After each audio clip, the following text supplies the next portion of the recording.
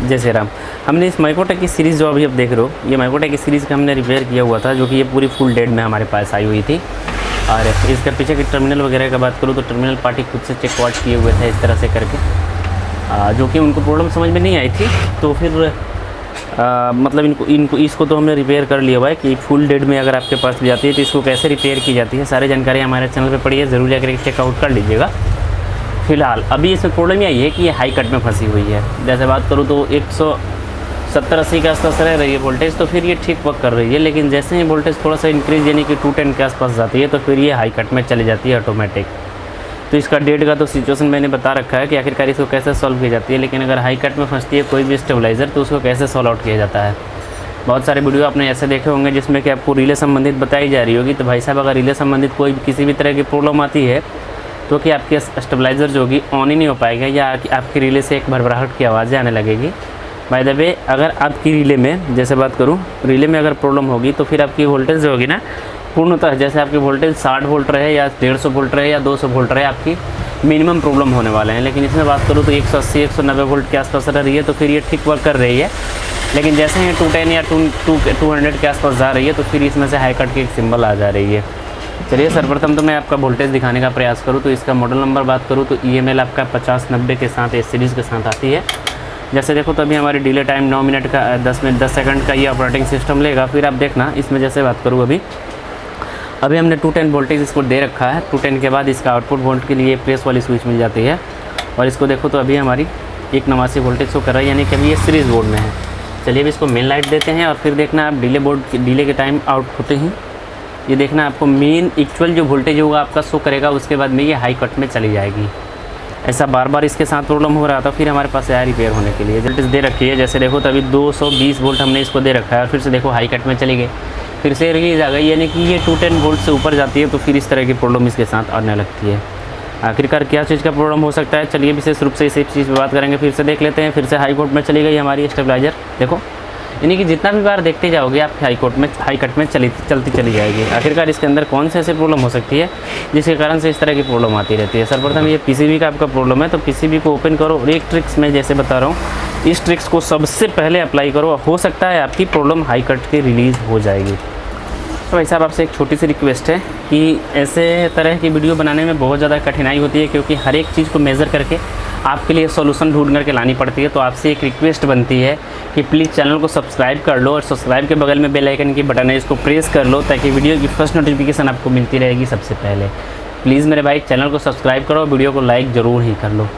जैसे बात करूँ, क्योंकि इसमें आपको 2 प्रीसेट देखने को मिलते हैं, एक टाइमर डिले रिले का हो जाता है, दूसरा आपका मेन प्रीसेट हो जाता है। टाइमर डिले रिले का देखो तो ये वाली प्रीसेट आपकी टाइमर डिले का हो जाता है। जैसे मैं जूम करूँ, ये वाली जो प्रीसेट हो जाती है टाइमर का हो जाता है, और ये वाली जो प्रीसेट होती है सारी रिले की ऑपरेटिंग के लिए होता है। ज़्यादातर बेसिक प्रॉब्लम इसमें आपका ये प्रीसेट का आता है, क्योंकि प्रीसेट वोल्टेज को रेगुलेट नहीं करता है, जिसके कारण से आपकी इस तरह की प्रॉब्लम आ जाती है। चलिए, इस प्रीसेट को सर्वप्रथम तो मैं इस प्रीसेट को चेंज करूँगा। इस प्रीसेट का देखो तो इसमें आपको वैल्यू तो कंफर्म रूप से दिखाई नहीं दे रहे हैं, लेकिन हम इसके साथ आप इस तरह का प्रीसेट इस्तेमाल कर सकते हो। जो ये वाली प्रीसेट हमारी 2.2 की हो जाती है, इसके जगह पे आप इसको इस्तेमाल कर सकते हो, दोनों प्रीसेट सेम होगा। तो जैसे कि हमने PCB को कस लिया हुआ है, जैसे आपने देखा कि हमने PCB को टकाटक कस लिया हुआ है इसको रिपेयर करने के बाद। अब देखिए, प्रीसेट डालने के बाद PCB को इसलिए कसी जाती है ताकि आपकी मतलब जब फ्लक्चुएट करोगे, इसको मतलब मूवमेंट करोगे ना, तो उस टाइम में आपके PCB बैलेंसर बनी रहे। चलिए, लाइट देते हैं इसको, देखते हैं कि क्या हमारी प्रॉब्लम सॉल्व हो पाती है कि नहीं हो पाती है।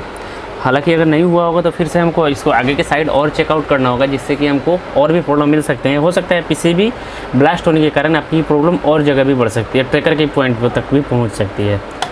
तो देखो, अभी हमारे 216-217 वोल्ट मिल रहा है, फिर भी हाई कट में है, हमारा कोई परिवर्तन नहीं देखने को मिली है। लेकिन जहाँ तक हमने देखा है कि प्रीसेट से ज़्यादातर प्रॉब्लम आते हैं। चलिए, इसको फिर से फटाफट से चेकआउट कर लेते हैं कि अगर इसका प्रॉब्लम क्या आता है।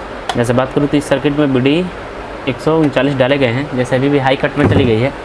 जैसे बात करूँ इस सर्किट का तो BD 139 डाले गए हैं ट्रैकर के लिए। तो हो सकता है जो कि आपका हाई कट का ट्रैकर हो जाता है यहाँ, इसी के आसपास कोई ना कोई प्रॉब्लम हुआ होगा, या आपका BD 139 भी ख़राब हो सकता है। चलिए, पावर ट्रैकर को हमने फिर से ओपन कर लिया हुआ है, और जैसे मैं थोड़े से जूम करके आपको दिखाने का प्रयास करूँ कि इसकी BD 140 और BD 139 जो लगाए गए हैं ना, उसी में आपको पूरी की पूरी प्रॉब्लम छिपी हुई दिख सकती है। तो देखोगे आप यहाँ जो ये जो दिख रहा है ना, ये छोटा सा कैटानिस्ट है, ये आपका प्रॉपर BD 139 है, तो हो सकता है इसी में आपकी कोई ना कोई प्रॉब्लम छिपी होगी। चलिए, इससे पहले हर एक ट्रैकर के बाजू में डैवोड लगाए गए हैं।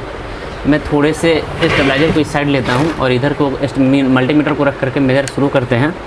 देखिए, हर एक ट्रैकर के बाजू में आपका ये वाला ट्रैकर है, तो यहाँ पे देखो, ये दोनों ट्रैकर के लिए यहाँ पे डैवोड है, इसके लिए यहाँ पे, इसके लिए यहाँ पे, इसके लिए यहाँ पे, इसके लिए यहाँ पे, और ये वाले भी होता है इसके लिए। यानी कि जितने भी इसमें ट्रैकर गए सभी के सभी के लिए डैवोड दिए गए हैं। तो हो सकता है आपका शॉर्ट सर्किट लगने के कारण से, जैसे PCB यहाँ पे ब्लास्ट हुई है, ये PCB ब्लास्ट होने के कारण से आपकी ट्रैकर में वजह कहीं ना कहीं प्रॉब्लम आ गई होगी। आपकी सेफ्टी के लिए लगाए गए रहते हैं, वहाँ पे जो डैवोड है आपका सेफ्टी के लिए लगाए रहते हैं। चलिए, हम एक शुरू से हम प्रयास करते हैं इसको टेस्ट आउट करने का। तो ये हमारी डैवोड सही बता रही है, फिर से ये वाली डैवोड हम टेस्ट करेंगे, सही बता रही है, क्योंकि डैवोड लगाए गए हैं तो आपका BD 139 ख़राब नहीं हो सकता है। ये जब नहीं लगाए रहते हैं तो फिर ख़राब होने के ज़्यादा संकेत बने रहते हैं। तो हमने यहाँ तक चेकआउट कर लिया है, कोई भी डैवोड हमको शॉर्ट अभी तक समझ में नहीं आई है। हो सकता है कि कहीं लीक हो गया होगा BD 139 या 40। तो जैसे अभी हम देख रहे हैं कि यहाँ हमारी इस पूरी फुल शॉट के साथ ये डैवोड शो कर रहा है, इसके जस्ट बाजू में हमारी कोई भी शॉर्टिंग नहीं है। फिर ये वाली इसको चेक कर लेते हैं, ये भी शॉर्ट नहीं है, इसको चेकआउट करते हैं, ये भी शॉर्ट नहीं है, लेकिन ये वाली डैवोड जो है हमारी पूरी फुल शॉट है। चलिए, अब इस डैवोड को रिमूव करते हैं और चेंज करते हैं और फिर से चेक करने का प्रयास करते हैं कि क्या हमारी प्रॉब्लम अभी भी वही है कि चेंज होती है। तो ये वाली डैवोड हमारी हो जाती है। फिर से हम डैवोड को मल्टीमीटर से भी टेस्ट कर लेते हैं बाहर के साइड।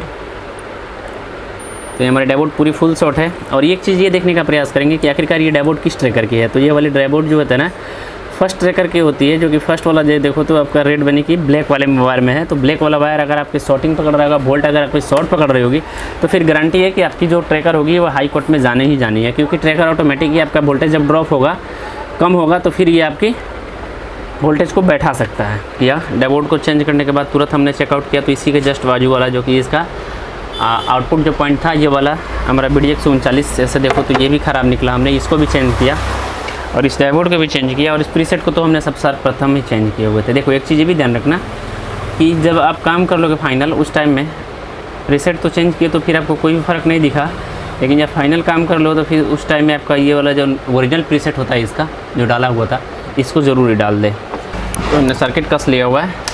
फिर से देते हैं सप्लाई और देखते हैं कि क्या हमारी प्रॉब्लम सॉल्व हो पाई है कि नहीं हो पाई है। जैसे देखो तो हमने ये स्टेबलाइजर को ऑन कर दिया हुआ है, डिले में चला गया है 10 सेकेंड, अभी टाइमर डिले है।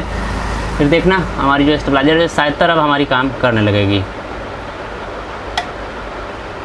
211 इनपुट है, और आउटपुट का बात करूँ तो यहाँ से प्रेस करोगे तो फिर आपका आउटपुट आपका यहाँ पे 200 दिखाई दे रहे होंगे। जैसे यहाँ तक अभी तो था, कितना बार हाई कट हो गया रहता। चलिए, थोड़ा सा वोल्टेज को इंक्रीज़ करते हैं। जैसे अभी 213 इसका इनपुट है, चलिए इसको बढ़ा करके 230 के आसपास लेके चलते हैं। वोल्टेज अभी देखो तो 235-36 हमने इसको दे रखा है। आउटपुट का बात करूँ तो आउटपुट आप देख लो 220 दे रहा है, यानी कि हमारी स्टेबलाइजर में अब कोई भी प्रॉब्लम नहीं है, हमारी स्टेबलाइजर पूर्ण रूप से सही हो गया है काम करने के लिए। तो ये छोटी छोटी नॉलेज आपको जरूर रखनी चाहिए। अगर आपकी भी स्टेबलाइजर के साथ इस तरह की हाई कट की प्रॉब्लम आती है तो आप आसानी से PCB को रिपेयर करके आसानी से सीख सकते हो। मिलते हैं नजर के साथ आपका भाई प्रिंस। जय श्री राम।